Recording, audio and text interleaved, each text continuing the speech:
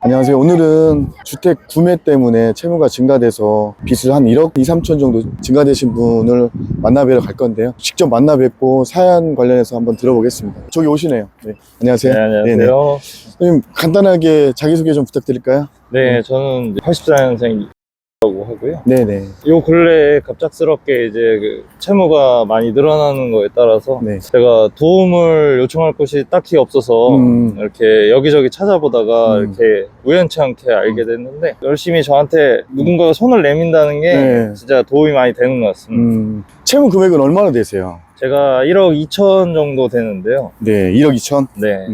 그 채무가 증가된 사유가 거기에 대해 좀 설명을 좀 해주시겠어요? 네, 일단 처음 시작은 이제 할부로 시작을 했는데요. 할부? 네, 네네. 신용카드 할부가 이제 제가 좀 전자제품 욕심이 많아서 전자제품? 네, 그러다 보니까 이제 할부 생각은 안 하고 네. 이제 이번 달에 내는 비용이 음. 얼마인지 생각을 안 한 상태에서 네. 그냥 할부만 계속 늘려가다가 이제 결혼을 하게 됐는데요. 네. 결혼한 상태에서 이제 집을 당장 마련해야 되는데 모은 돈은 없고 어떻게 지금까지 저축한 거 해가지고 이거저거 해서 작게 전세로 시작을 했는데 전세? 네. 네네. 근데 이제 아기도 생기고 부모님도 저희가 맞벌이를 하다 보니까 네. 부모님이 아이를 좀 봐주셔야 되는데 집이 좀 거리가 있어서 네. 부모님 집에 가까운 집을 알아보다가 전세는 마땅히 나온 게 없고 네. 매매 쪽으로 알아보다가 우연찮게 조금 괜찮은 금액이다 싶고 그쪽 그 매매하는 분들 소개시켜 주는 게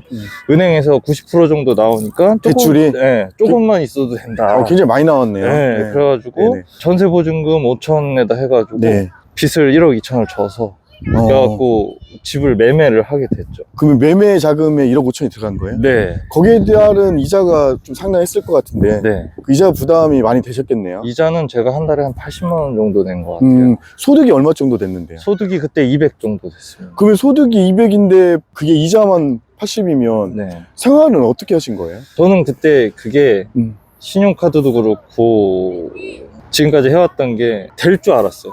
생활이 가능할 줄 알았는데 네. 200인데 80이고 120 정도면은 되지 않을까 싶었는데 이제 각종 공과금에 네, 이제 네. 핸드폰 요금 뭐 이런저런 기본적으로 나가는 걸 제외한 나머지 생활비는 전혀 생각을 못 하고 있었던 거죠. 그러니까 평상시와 똑같이 생활을 했던 거죠.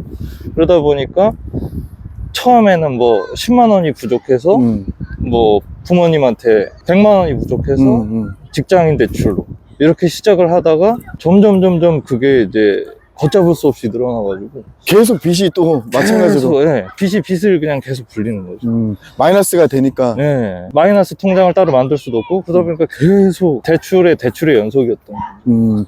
원래 제가 이제 사연 보내주신 거 보니까 그 소비 패턴이나 이런 것들이 있으셨던데 네. 결혼하기 전에도 이런 채무가 많이 있으셨나요? 결혼하기 전에는 그 결혼할 때 그래도 채무는 없어야 되지 않냐면서 부모님이 이제 해결을 해주시긴 했는데 그때 채무는 한 얼마 정도 되셨어요? 그때도 제가 알기로는 한 1,500 정도 되는 걸로 알고 있어요. 아, 그때 채무도? 네.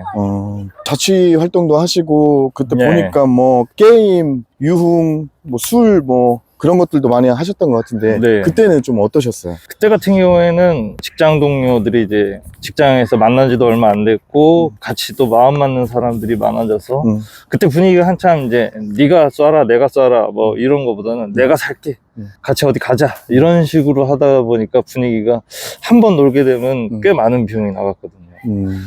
근데 그 소비 패턴이 아무래도 몸에 배 있다 보니까 그러면 안 되는데 이제 10,000원쯤이야, 뭐 10만원쯤이야, 뭐 이런 생각으로 소비를 하다 보니 결혼을 해서 경제권을 와이프가 갖고 있다고 해도 돈은 제가 지출하는 비용이 계속 나가다 보니까 서로 어떻게든 막아보려고는 했는데 결국엔 상황이 이렇게까지 이제 되게 된 거죠.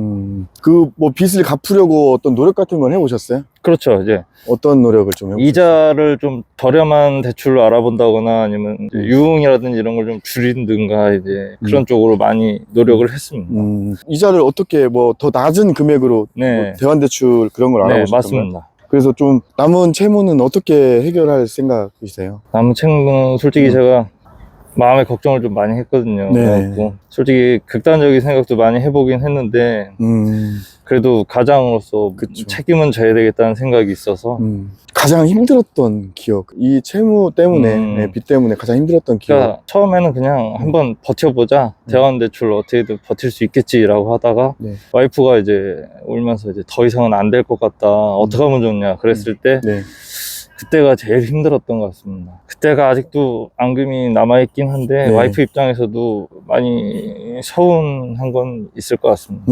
그래도 두 분이서 같이 맞벌이를 하시니까 네. 어느 정도는 직장도 확실하신데 근무를 하시니까 그렇게까지 힘드실까 생각이 드는데. 맞습니다. 그런 아니라는 생각 때문에 네. 아, 괜찮겠지, 되겠지라는 생각으로 생활 패턴의 변화 없이 그냥 그대로 살아왔던 게 그러니까 먼저 생각을 안 하고 돈을 쓴 맞습니다. 패턴. 예. 그럼- 이번 달에도 넘어갔으니까 다음 달에도 되겠지.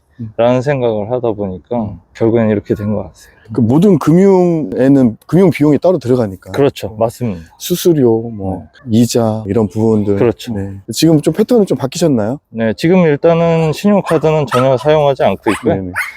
할부라든지 뭐 다른 거는 전혀 없는 상태에서 진짜 아끼면서 이게 아낀다는 거구나 하면서 지금 살고 있습니다. 그 채무 금액이 1억이 넘어가면 굉장히 적은 금액이 아니잖아요. 네, 맞습니다. 그래서 그런 부분들을 어떻게 해결할 건지 다른 채무 조정이나 이런 것들은 알아보셨나요? 네, 그런 것도 이제 알아보고는 있었는데 네. 솔직히 그 저 같은 개인이 네. 갑자기 이런 일이 닥쳤을 때 어디서 이렇게 딱 정보가 그쵸. 들어오는 게 네네. 믿을 만한 게 솔직히 걸러내기가 어렵거든요. 요즘 같이 이제 가짜 뉴스도 많고 맞아요, 맞아요. 중고차 매매도 네네. 그 사기 같은 것도 많고 하다 보니까 제가 빚을 진 상태에서 그 빚을 저는 해결하고 싶은 건데 그거를 제대로 도와줄 수 있는 분을 찾기가 너무 어렵더라고요. 아, 네.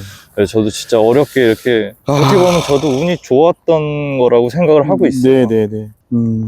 그래서 제가 그런 부분에 관련해서는 채무 조정을 통하든지 어떤 방식으로든 제가 할 수 있는 최대한을 한번 해볼게요. 네, 감사합니다.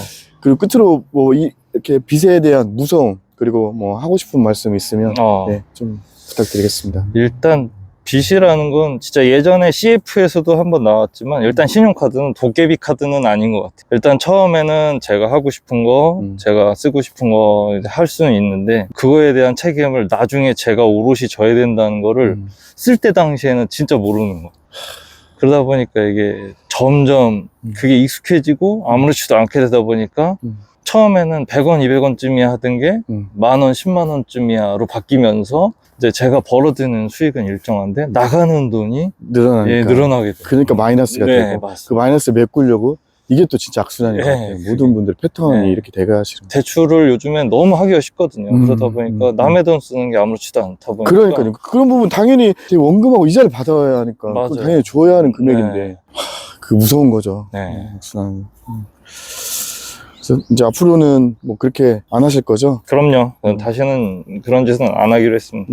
출연하기 쉽지 않았을 텐데 나와주셔서 너무 감사드리고 제가 할 수 있는 최대한으로 한번 노력 한번 해보겠습니다. 감사합니다. 네, 너무 감사합니다.